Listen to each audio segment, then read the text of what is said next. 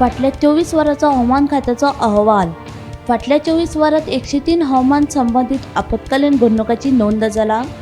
सुमार 9,78,000 रुपयांचे आर्थीक लुकसाण. मडगांवां आणीबाणीच्यो 13 घडणुक्यो नोंद जाला.